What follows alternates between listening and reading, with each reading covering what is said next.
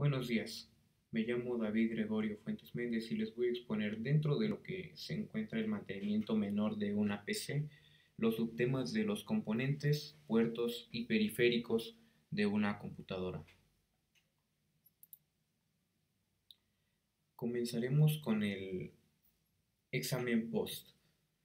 En realidad, lo que quiere decir POST es una abreviación de las siglas en inglés Power on Self-Test, lo que es en sí un proceso de verificación e inicialización de los componentes de entrada y salida de un sistema computacional que se encarga de configurar y diagnosticar el estado de nuestro hardware. ¿Qué es el hardware? Pues eh, todo lo que sea palpable dentro de nuestro equipo. Lo que nos va a ayudar a hacer este examen POST es el ir analizando parte por parte el funcionamiento de cada subdivisión de nuestro sistema computacional. Esto va a funcionar como una rutina mediante la cual se va a escanear paso por paso cada estructura y en el momento en el que exista un error o eh, algo no se haya procesado correctamente, el, la tarjeta con la que haremos este examen terminará de escanear y emitirá o bien una señal en forma de pitidos o si no un código que nos mostrará en una pantalla que tiene. Este proceso se le llama rutina de POST y es el conjunto de pruebas que se aplican a los principales elementos del hardware de una PC. Como podemos ver aquí, iniciaremos con el encendido y después, paso por paso, pasando por cada una de las estructuras de nuestro sistema, veremos cómo es que funcionan cada una. Esta rutina se encuentra grabada en el BIOS de nuestro equipo, la cual es una estructura bastante pequeña eh, que podemos encontrar fácilmente en la en la tarjeta madre. Más adelante lo hablaremos de eso. Su ejecución realizada antes de que se cargue el sistema operativo nos permite estar razonablemente seguros de que los principales componentes de la máquina trabajarán sin problemas y que ninguno de sus programas darán resultados erróneos. Un extra que viene con nuestra rutina de POST serán los códigos mediante los cuales la tarjeta con la cual examinaremos nuestro equipo eh, nos indicarán en qué estado se encuentra cada uno de los componentes. Estos códigos son estandarizados para dicho examen. Como podemos ver, la rutina POST comenzó a ser aprovechada como un recurso auxiliar en labores de diagnóstico. Sin embargo, pues se agregaron códigos para poder tener mejor identificado qué error correspondía a qué parte de cada computadora. Cada código en sí es un mensaje de 8 bits que el BIOS envía a un puerto determinado de las ranuras de expansión. El mensaje es enviado para indicar qué componente se va a probar. El caso es que, dado que cada 8 bits son lo bastante específicos como para identificar un componente, en el momento en el que este código de 8 bits no pueda seguir adelante, nuestro sistema va a parar la ejecución. Como podemos ver en el esquema, se detendrá el proceso de arranque y estos 8 bits le indicarán a la tarjeta con la cual estamos haciendo el examen qué parte es la que no está funcionando correctamente. Ahora comenzaremos con los componentes del CPU. Eh, Principalmente encontraremos la tarjeta madre, la cual también es conocida como placa madre o placa base, y es la tarjeta principal en la estructura interna de un computador donde se encuentran los circuitos electrónicos, el procesador, las memorias y las conexiones principales, pues en ellas se conectan todos los componentes de un computador. Esta tarjeta tiene como función controlar todos los elementos del servidor. De ella depende que dichos componentes estén bien comunicados unos de otros para garantizar el funcionamiento del sistema. Dicha placa es en sí todo el cuadrado base de las demás estructuras. Seguimos con el zócalo del microprocesador. En la imagen, dicho zócalo es lo que se marca como socket, CPU socket, y esta estructura sirve como soporte y conexión con la placa madre. ¿Por qué es necesario? Porque de esta manera podemos extraer e instalar el microprocesador sin tener que soldarlo a la placa base o tarjeta madre. Ah, Me equivoqué. Lo regreso. Y así como mencionamos, dentro de este zócalo se encuentra el microprocesador, el cual es un circuito integrado central bastante complejo y que podríamos ilustrar o hacer una analogía como el cerebro del ordenador, pues es el encargado de ejecutar los programas, desde el sistema operativo hasta las aplicaciones del usuario. Solo ejecuta instrucciones programadas en nivel de lenguaje bajo, realizando operaciones aritméticas y lógicas simples, tales como sumar, restar, multiplicar, dividir, las lógicas binarias y accesos a la memoria. Una vez hemos explicado el microprocesador, pasamos al BIOS o BIOS, el cual lo podemos encontrar en la imagen en la esquina superior izquierda, y se lo maneja como debajo de la memoria ROM. Ahí dice BIOS chip.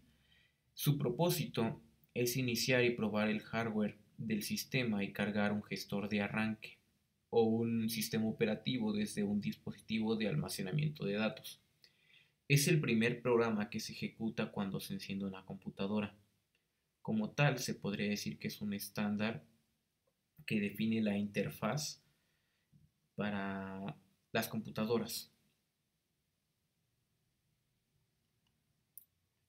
Se podría decir que es el sistema básico de arranque de una computadora. Después tenemos la batería que se encuentra al lado de el BIOS, la cual pues tiene una función bastante obvia, la cual es proporcionar de energía a la tarjeta madre. Pasado esto podemos hablar de las memorias, cuya principal función es retener y memorizar, almacenar pues datos informáticos durante algún periodo de tiempo. Las podemos dividir en la memoria ROM o la memoria RAM. La memoria ROM es la cual solo se puede leer, por eso se llama Read Only Memory, que en inglés quiere decir memoria de solo lectura. Dicha memoria nos va a almacenar datos por largos periodos de tiempo en nuestra computadora, mientras que la memoria RAM, eh, en esta vamos a poder acceder a la memoria y vamos a poder cambiar algunos datos de manera rápida.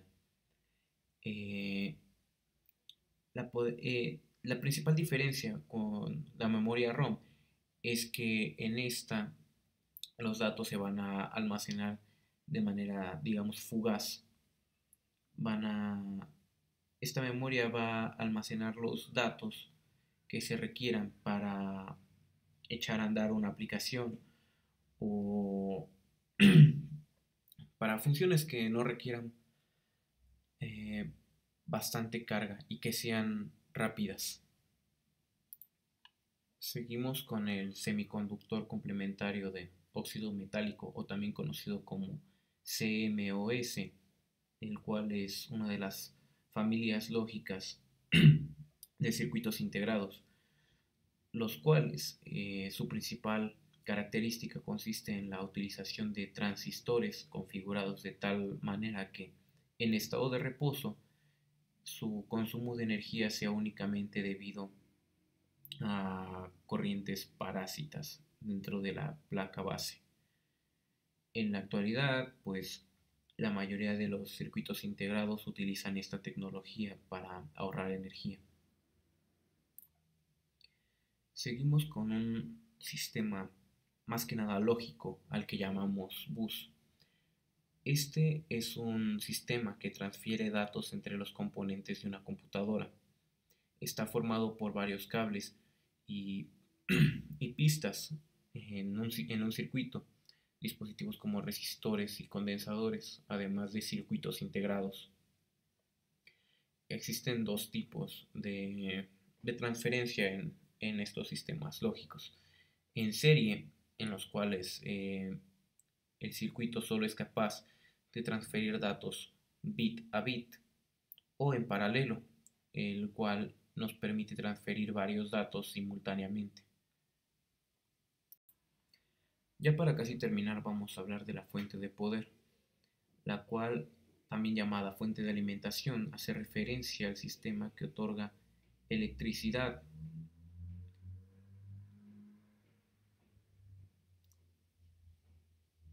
a los equipos como ordenadores o computadoras. Generalmente, la ya citada fuente de poder se localiza en la parte posterior del gabinete del CPU y es complementada por un ventilador evitando que este dispositivo se sobrecaliente. Se podría decir que es algo así como un motor que genera energía para nuestra computadora.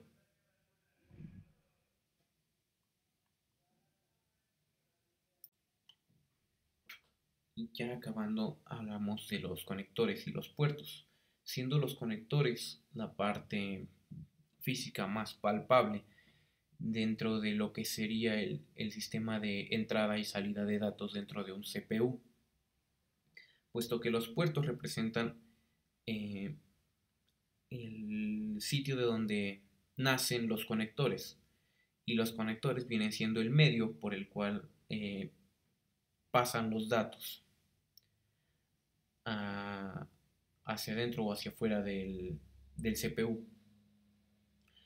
Su importancia es básicamente esa, el transporte de datos hacia adentro o hacia afuera de nuestro computador. Consiguientemente, hablaremos de los periféricos, los cuales se dividen en tres grupos: entrada, salida y ambos, siendo los periféricos de entrada a los cuales los dispositivos palpables, que podríamos llamar hardware, a los cuales les insertamos datos, los cuales viajan por los conectores y llegan a nuestro CPU. Dichos dispositivos periféricos de entrada pues, son el teclado, el ratón, el micrófono y la cámara, los cuales eh, obtienen datos y los transmiten a nuestro PC. A diferencia de estos primeros, tenemos los dispositivos de salida, los cuales nos envían datos a nosotros. Estos dispositivos pueden ser el monitor o el altavoz. Decidí poner la impresora y el escáner en el último grupo, puesto que actualmente ya existen muchos dispositivos que cuentan con estas dos funciones al mismo tiempo, tanto de imprimir como de escanear. Y siendo estos últimos serían los dispositivos de entrada y salida, que permiten tanto la introducción de datos como la extracción de ellos. dichos dispositivos son el módem, que nos permite sacar datos y obtenerlos, captarlos, pues el adaptador de red, que le permite al módem conectarse o no a una red de información, y pues la impresora escáner que ya mencioné anteriormente. Continuando con la exposición, he de definir los puertos que encontramos en nuestra CPU, los cuales se componen de una clasificación en serie y paralelo en un mismo grupo: los puertos USB, los inalámbricos, los PCI y los de memoria. Siendo los primeros, los de serie y paralelo, definidos como puertos de comunicación entre la interfaz de la computadora y los elementos hardware periféricos que encontramos palpables y fuera de nuestro CPU. Seguidos de estos tenemos los puertos conocidos como peripheral, eh,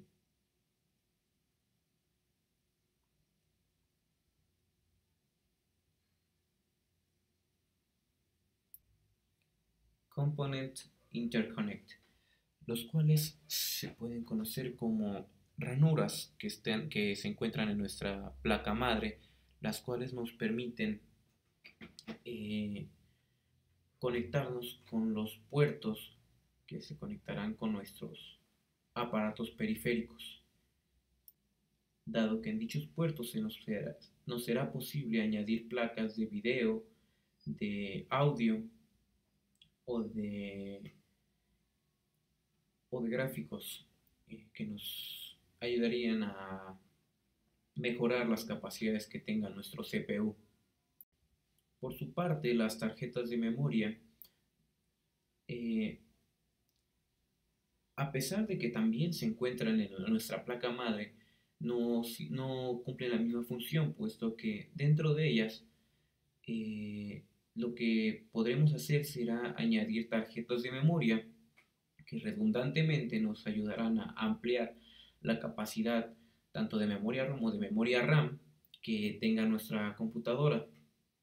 Asimismo, los puertos inalámbricos se encontrarán dentro de nuestra placa madre, tarjeta madre, y lo que harán será darle a nuestro aparato la capacidad de poder captar señales inalámbricas para poder eh, dar un paso de datos entre equipos cercanos. Un ejemplo de esto es el Bluetooth. Asimismo, podemos clasificar a los puertos USB en otro grupo, dada su amplia utilidad, que podemos comparar resaltar, resaltantemente con nuestros demás puertos, puesto que dentro de un puerto de USB se puede ampliar hasta 120 conexiones más entre varios dispositivos. Podemos además resaltar que tiene una gran velocidad de transmisión de información, puesto que prácticamente al instante podemos empezar a extraer o meterle datos a un dispositivo que esté conectado por medio de uno de estas conexiones. Finalmente llegamos a la conclusión que, aplicándolo al punto de vista del mantenimiento, podemos decir que, dada la gran amplia variedad de mecanismos que tiene nuestro CPU, debemos de pensar en este mantenimiento con frecuencia, pues nos ayuda a mantener un buen desempeño en nuestro computador. Este mantenimiento no solo debe de realizarse a la parte física, sino también en la parte lógica. También debe tenerse en cuenta que si se realiza al computador una limpieza, debe de checarse sus conectores, puesto que son parte importante de nuestro sistema y de ellos depende que los demás componentes funcionen adecuadamente. Gracias por su atención y aquí se encuentran las fuentes.